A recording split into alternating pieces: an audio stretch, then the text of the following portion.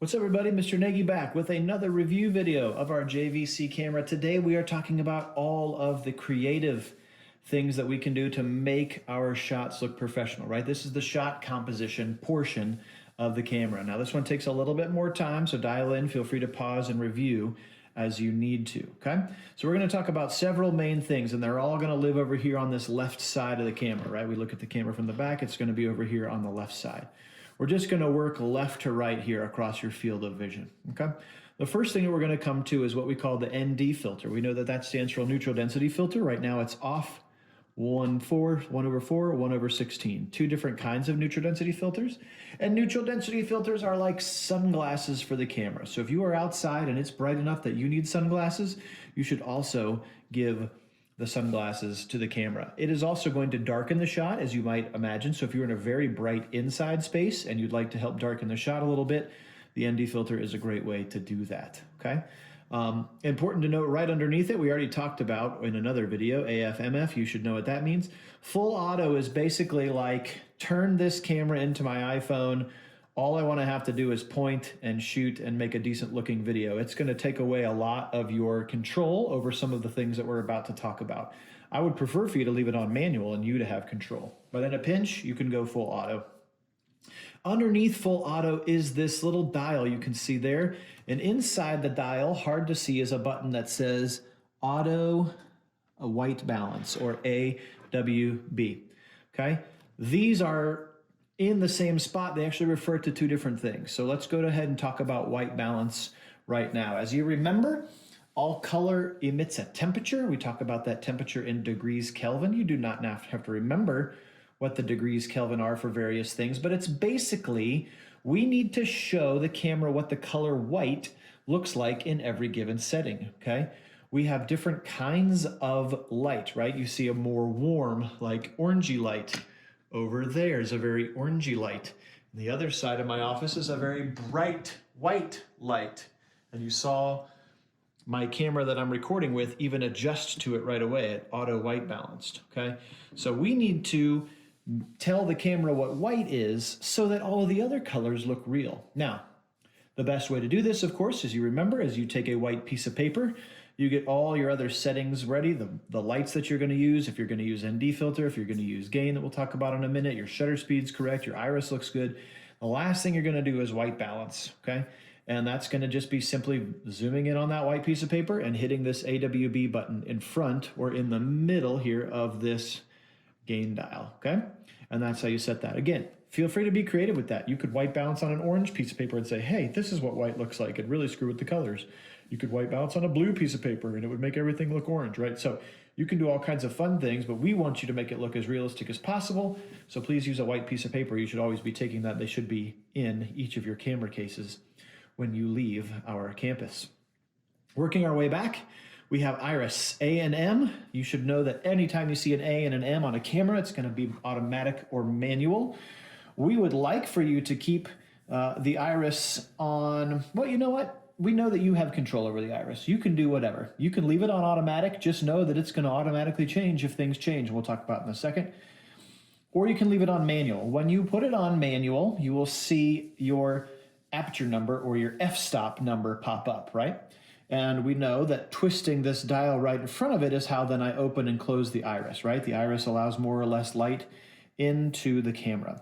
And so if you're gonna be on manual, an F number will pop up on your viewfinder, and then you twist the dial to make that number higher, F2, 3, 4, 5, 6, 7, 8, 9, 12, up to 16. That would be a really, really tiny iris and a really, really dark picture. But if you are in a really, really bright spot, you might need that.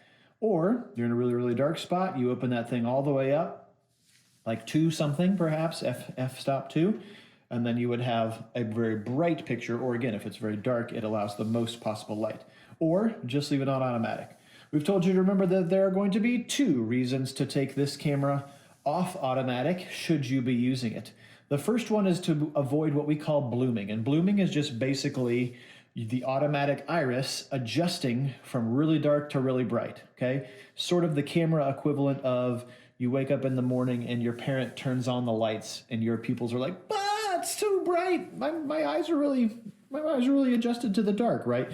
Same thing with the camera. If you're suddenly going from dark to light or really light to really dark, it's going to go with its iris as it adjusts to that automatically. So if you're in a position where you have to shoot that way, please put it on manual. The second way that we're going to talk about affecting that would be to mess with the depth of field. We had a whole lesson on depth of field, of course, with our shot composition, ways where you can put the foreground in focus, the background out of focus, the background in focus, the foreground out of focus, everything in focus, or a really small amount of space in focus. That's the depth of field stuff. And again, we've talked about it using the example of portrait mode on your iPhones, where you can adjust the f-stop, you can adjust the iris right on your phone. Hang with me, we're almost there. Next back is we have gain. Now this gain is light, and the gain up here is audio. And we've talked about that in another video as well. Don't get confused. There are two very different spots on the camera. This one's with all the other camera stuff. This one's all with audio stuff. So hopefully that will make sense to you. Our audio gain, you'll see L, M, and H, low, medium, and high. And this is adding artificial light to the camera, okay? There might be situations where you're recording in a dark theater perhaps, and you can't put up a bunch of lights because there's a play, and the play's like, we don't want you to put up a bunch of lights. So you might need to add a little bit of artificial light with the gain knob. However, we want to steer clear of that if at all possible, because we remember that gain equals grain. The more gain that you add here with a low, medium, or high, or with our super button, low lux right here, which is sort of like super gain, it's going to make it super washed out and grainy, but it will make it really, really bright. So just make sure that you're intentional about the gain. We're always going to leave it on low unless you decide that you are going to need to add some. The next one back, again, more white balance buttons. It says WHT-BAL, and then you see preset A and B. We reminded you in class, A, B, never pre. This is you, when you set your white balance with this button up here, telling the camera, hey, I'm setting a white balance color temperature for preset A. So let's say you were going to go back and forth and shoot inside and outside. You could do like preset A for inside and then quickly go to preset B and set the white balance outside, so that all you'd have to do is switch the button back and forth, and you wouldn't have to necessarily re-white balance every time you went back and forth. So A, B, never pre, because the preset's going to be what the camera thinks white looks like, and that's not going to be right because every light source is going to be a little bit different, okay? We are almost done. One more thing to talk about, and that's back here. It says shutter. The shutter speed, as you remember, is the speed at which the camera opens and closes to capture information, to be exposed, if you will, okay? And so this will default to 1/100, meaning that camera thing's going to open up 100 times a second, okay? Speeding it up and slowing it down will do very fun and creative things to your shots. We're going to ask you to remember 3 things that the shutter speed can do. The first one is to add or take away motion blur. Remember those beautiful pictures that we showed you of the streaking highway lights across the nighttime highway, or like the blur of the Ferris wheel, or somebody writing their name with a sparkler. That's a really, really slow shutter speed, because basically that thing's opening up maybe 15 times a second and not a minute, or not 100 times. And so therefore more of that blur of its motion is being captured, okay? So if you wanted to do a cool shot like that where it was really blurry, you'd put your camera on a really, really low shutter speed. You'd hit shutter and then arrow up and down. It's right next to it, okay? You'd see 1/100, 1/60, 1/40. It goes down, right? That is also going to make your shot brighter. So the slower your shutter speed, the brighter it is. You'll just see it on your viewfinder. Okay. If you wanted to do one of those really cool shots where maybe you see the water balloon bursting and every single droplet of water is captured, or you want to see the hummingbird's wings, you'd have to jack up your shutter speed really high because it has to open and close even faster to not miss that motion.